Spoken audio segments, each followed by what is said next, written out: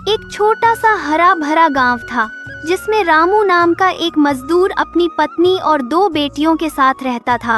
अरे माँ, आज क्या बनेगा? घर में तो खाने के लिए कुछ भी नहीं है। क्या बनाऊं बेटी?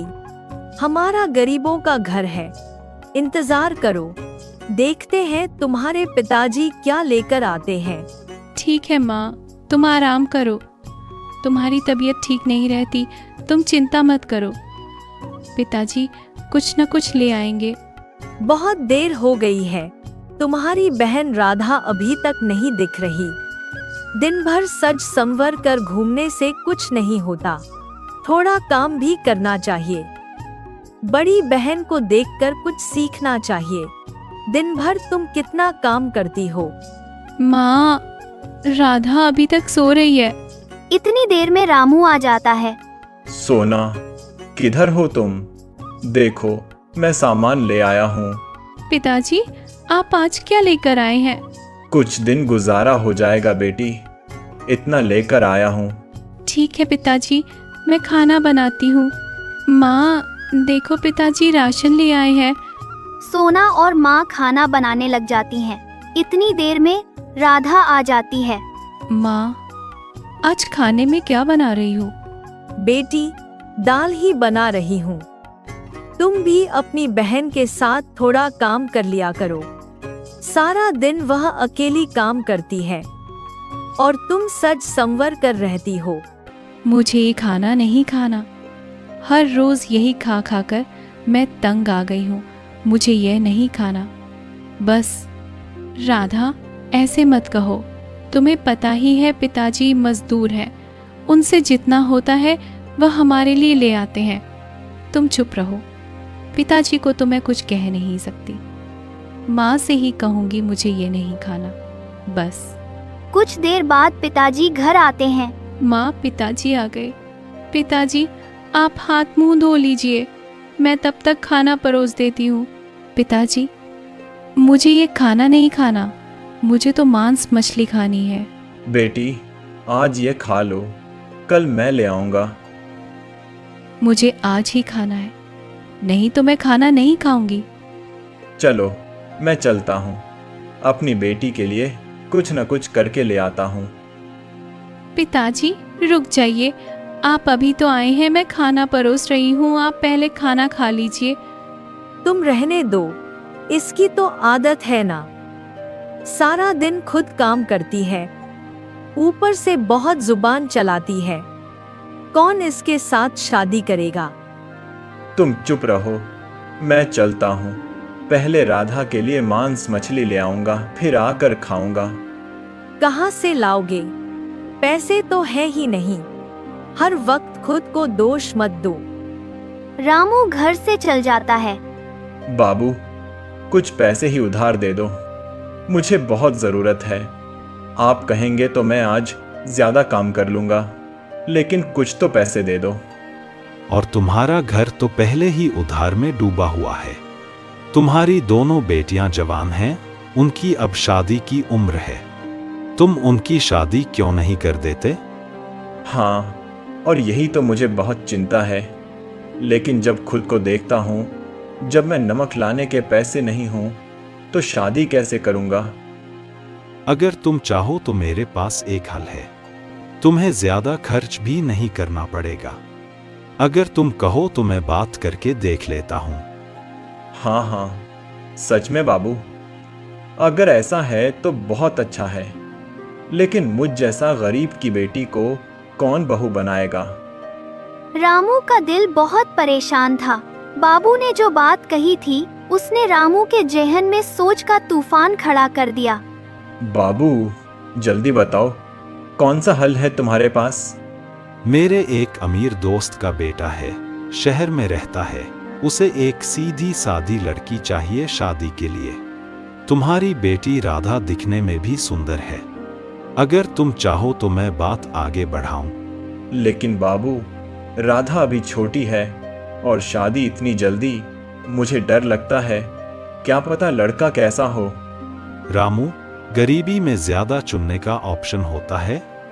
सोचो, तुम्हारी बेटी अमीर घर में जाएगी तो उसकी जिंदगी संवर जाएगी। तुम्हें पैसों की फिक्र भी नहीं रहेगी। रामू बहुत घमंड और उलझन में था। घर लौटने के बाद उसने अपनी पत्नी को सब कुछ बता दिया। यह कैसी बात कर रहे हो रामू? अपनी बेटी का भविष्य किसी अनजाने हाथ में कैसे दे सकते हो बिना जाने? पर तुम्हें भी तो पता है, हमारी हालत, रोज का खर्चा चलाना मुश्किल हो गया है और राधा के नखरे दिन ब दिन बढ़ते जा रहे हैं। अगर वह शादी करके अच्छे घर चली गई तो सब सुकून में हो जाएगा। पिताजी, आप ऐसा फैसला मत कीजिए। आपने हमेशा हमें सच्चाई और ईमानदारी सिखाई है कि आप राधा दीदी की जिंदगी बिना देखे परखे उस घर में दे देंगे। हाँ रामू, सोना सही कह रही है। गरीबी का मतलब यह थोड़ी ना है कि हम अपनी बेटी की जिंदगी दांव पर लगा दें। तभी राधा ने सब बातें सुन ली।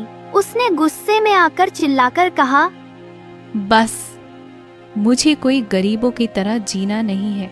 मैं इस घर में और बर्दाश्त नहीं कर सकती। मुझे वैसा ही घर चाहिए जैसा बाबू कह रहा है। मैं शादी के लिए तैयार हूँ। राधा बेटी, ऐसा मत बोल। शादी कोई खेल नहीं होता। यह जिंदगी का सबसे बड़ा फैसला है। राधा दीदी, तुम्हें समझना होगा, जिंदगी सिर्फ पैसों से नहीं चलती। मोहब्बत, इज्जत और समझ भी चाहिए। नहीं, मुझे सिर्फ पैसा और आराम चाहिए। मुझे यह जिंदगी पसंद नहीं है। रामू की आंखों में आंसू आ गए। वह दो बेटियों और पत्नी के बीच फंस गया। उसके लिए फैसला लेना मुश्किल हो गया था। तभी अचानक दरवाजे पर जोर की दस्तक हुई। कौन है इस वक्त? अरे, ये तो तुम।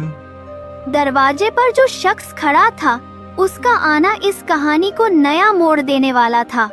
दरवाजे पर एक आदमी खड़ा था जिसकी आंखों में गुस्सा और दर्द दोनों था। उसने घर में कदम रखा और सब लोग उसे देखते ही रह गए। अरे, तुम रामकिशन भाई, तुम इतने सालों बाद? हाँ रामू, मैं वापस आ गया हूँ। शहर में काम करता था, लेकिन तुम्हारी हालत और तुम्हारी बेटियों के बारे में सुना। सोचा मिलकर देखूं। रामकिशन, तुम्हें देखकर पहचानना मुश्किल हो गया, लेकिन तुम्हारा आना किसी नसीब से कम नहीं है। लेकिन तुम यहाँ क्यों आए हो? तुम्हें हमारी जिंदगी में दखल देने का क्या हक है? बेटी, हक तो इंसानियत का होता है और रामू मेरा पुराना दोस्त है।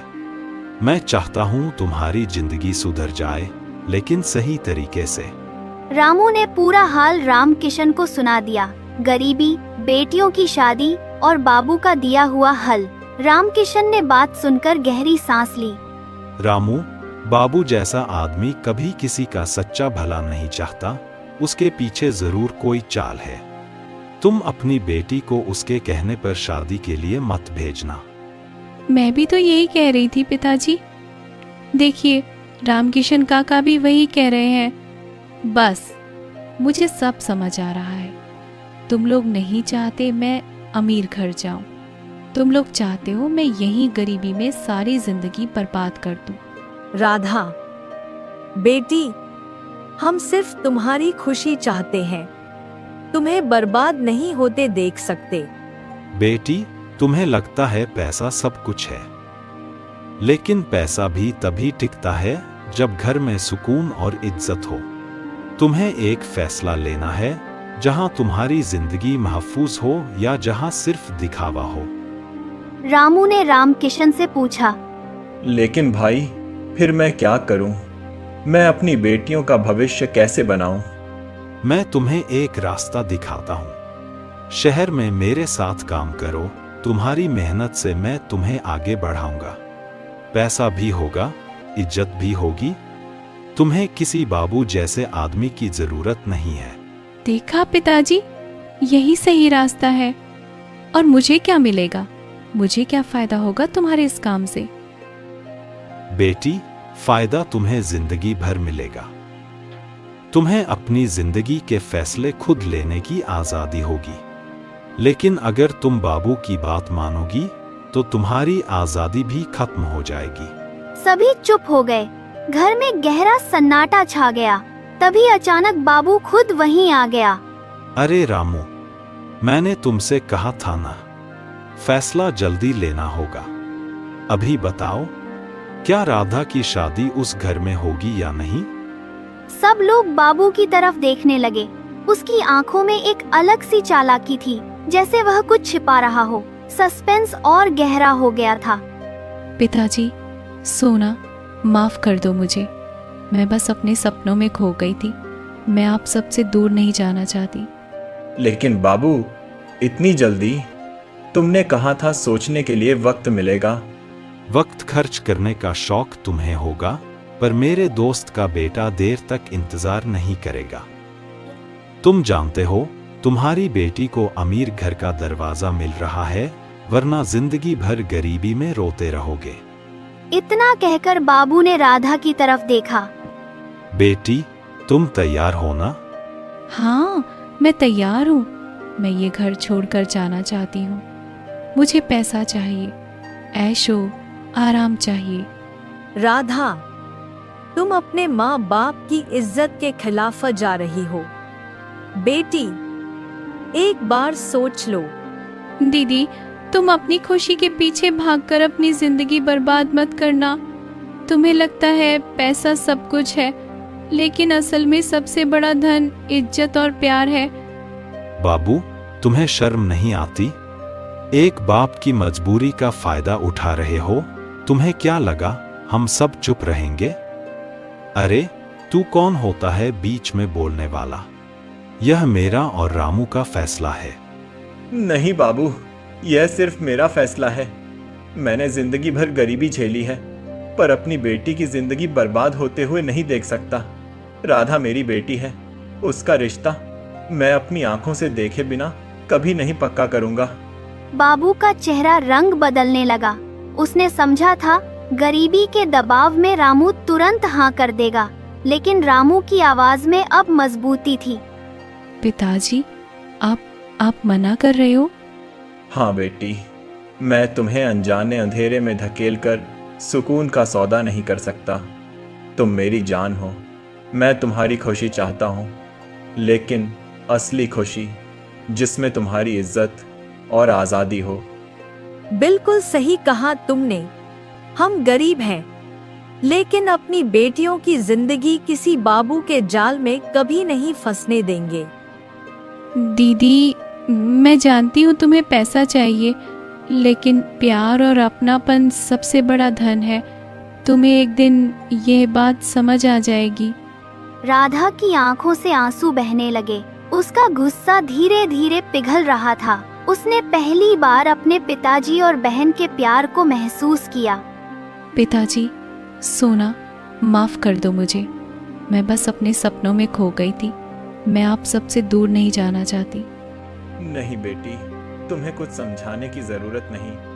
बस अब तुम्हें एक वादा करना होगा कि तुम अपने माँ बाप और बहन की तरह मेहनत और ईमानदारी से अपनी जिंदगी जियोगी।